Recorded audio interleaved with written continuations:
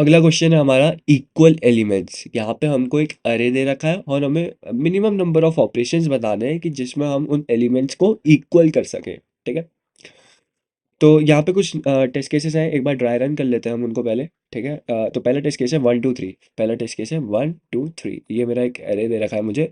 अब मुझे ना इस एरे के सारे एलिमेंट्स इक्वल करने हैं, तो एक ऑपरेशन में मैं आई और कोई भी इंडेक्स उठा सकता हूँ दो, जो कि बराबर नहीं है, बराबर नहीं होने चाहिए, बस इतना ध्यान रखना है। तो ये मेरा जीरो इंडेक्स है, ये मेरा फर्स्ट इंडेक्स है, ये मेरा सेकंड इंडेक्स है। तो मैं कोई भी इंडेक्स उठा के सॉरी, तो मैं ना कोई भी इंडेक्स उठा के उन दोनों को बराबर कर सकता हूँ। तो अगर मैं इन दोनों इंडेक्स को उठाऊं, पहले इन दोनों इंडेक्स को उठा के अगर एक कोई भी वैल्यू के बराबर कर दो, ठीक है, तो ये मैंने 1 1 3 कर दिया। अब मुझे दिख रहा है कि ये दो वैल्यूज सिर्फ बराबर नहीं है, तो इन दोनों इंडेक्स को उठाऊंगा, फिर मैं इसको 1 1 1 कर दूंगा। तो ये मेरा फर्स्ट स्टेप था, ये मेरा सेकेंड स्टेप था। Right, right. एक बार इसका आंसर देखें कितना आ रहा है, कितने स्टेप्स लगे। देखो, दो स्टेप लगे, दो स्टेप लगे, हमारे भी दो ही स्टेप लगे ना, आंसर मेरा 2 आ गया।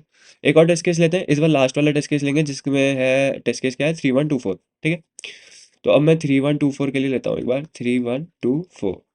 पहले ये दो वैल्यू ढालता हूँ। ठीक है, तो इन दोनों को बराबर करते हैं, 3 3 2 4। ये मेरा फर्स्ट स्टेप हुआ। ठीक है, अब मेरा जो सेकंड होगा वो मैं इन दोनों वैल्यूज को ढालता हूँ, तो ये मेरा हो गया 3 3 3 4। ठीक है, ये मेरा तीसरा स्टेप हो गया।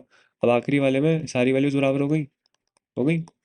कितने स्टेप लगे, 3 स्टेप लगे। देख ले आंसर, 3 आ रहा है, ये देखो 3 आ रहा है। तो मेरे को क्या दिख रहा है, अगर सारे एलिमेंट्स अलग अलग हैं, जैसे यहाँ पे 1 2 3 सारे यूनिक एलिमेंट्स थे, 3 1 2 4 सारे एलिमेंट्स यूनिक है, सारे यूनिक है, यूनिक एलिमेंट्स है, तो आंसर कितना आना चाहिए, साइज ऑफ अरे -1, साइज ऑफ अरे -1। राइट, उतना ही आ रहा है ना, क्योंकि देखो ना ध्यान से ऑब्जर्व करो, इसमें 3 आया, इसमें 2 आया। ठीक है, एक आंसर तो मुझे मिल गया। अब मुझे निकालना है स्पेशल केस, अब मुझे निकालना है स्पेशल केस। स्पेशल केस का, जहाँ पे एलिमेंट्स रिपीट हो रहे हैं, जैसे सेकंड टेस्ट केस है 2 2 3 1, 2 2 3 1। ये दो एलिमेंट ऑलरेडी इक्वल है, तो हम नंबर ऑफ ऑपरेशंस रिड्यूस करना है, क्योंकि हमें मिनिमम आंसर निकालना है। राइट, तो पहले स्टेप में मैं क्या करूंगा, 3 को 2 बना दूंगा, पहला स्टेप। सेकंड स्टेप में मैं क्या करूंगा, इसको 2 बना दूंगा। 2 स्टेप लगे मेरे, देख लो एक बार आंसर, देख लो 2 स्टेप लगे। तो मुझे ये समझ में आ रहा है यहाँ पे कि अगर कोई नंबर ऑफ एलिमेंट्स इक्वल है ना, तो यहाँ पे आंसर देख लो क्या आ रहा है। यहाँ पे आंसर आया साइज ऑफ अरे minus number of equal elements. Size of अरे कितना था, 4 था। नंबर ऑफ इक्वल एलिमेंट्स कितने थे, 2 थे। कितने स्टेप लगे, बाकी दो ही एलिमेंट तो चेंज करना है, तो मेरा आंसर 2 आया। राइट, एक और टेस्ट केस लें, एक और टेस्ट केस लेते हैं, ये थोड़ा सा कॉम्प्लिकेट करेंगे इस टेस्ट केस को। 2 2 2 3 5 5। अब क्या आएगा आंसर, अब क्या आएगा आंसर, देखो यहाँ पे ये भी इक्वल है, ये भी इक्वल है। अब मेरे को मिनिमम ऑपरेशंस रिटर्न करने हैं, तो मैं ऑब्वियसली ये 3 एलिमेंट लूंगा, क्योंकि ये 3 पहले से इक्वल है, 2 इक्वल है, 3 इक्वल है। 3 वाला लोगे ना, इन्हीं को तो लोगे। ध्यान से सोचो, मिनिमम करना है ऑपरेशन, सबको एक बराबर करना है, तो 3 एलिमेंट पहले से इक्वल हो रखे, तो उन्हीं वैल्यू को इधर दे दो ना। तो मुझे क्या करना है, मैं ऐसा लॉजिक तैयार करूंगा, सबसे पहले मैं देखूंगा सबसे maximum number of equal elements मेरे अरे में क्या है। ठीक है, उस हिसाब से मैं अपना आंसर निकालूंगा। तो यहाँ पे मैक्सिमम नंबर ऑफ एलिमेंट्स है मेरे 3।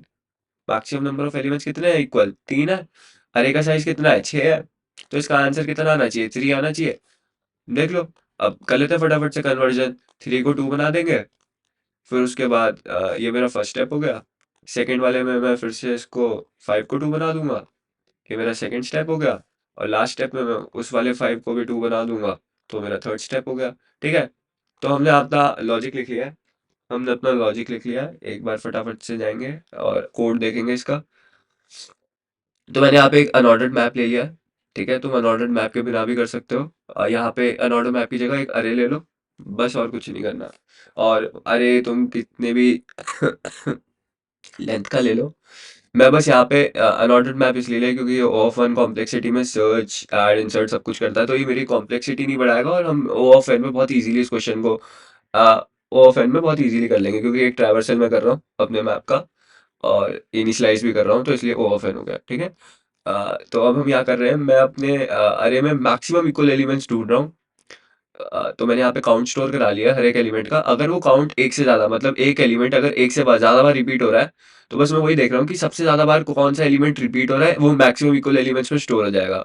अगर मेरा मैक्सिमम एलिमेंट्स, मतलब ये जो इक्वल एलिमेंट्स है, 0 के बराबर नहीं है, तो मेरा अरे ऑफ साइज ऑफ अरे माइनस जो सबसे ज्यादा बार आया एलिमेंट। जैसे यहाँ पे देखो सबसे ज्यादा बार एलिमेंट ही आया था, तो साइज ऑफ अरे माइनस यही कर रहे थे, तो मैंने वही तो करा। देखो n minus maximum equal elements. वरना हम क्या कर रहे थे वरना हम क्या कर रहे थे, यूनिक एलिमेंट्स, मतलब हम क्या कर रहे थे, साइज ऑफ अरे -1। तो एल्स में मैंने साइज ऑफ अरे -1 ही करा और कुछ भी नहीं करा। तो ये है हमारा लॉजिक इस कोड का। आई होप सो समझ में आया होगा। Thank you.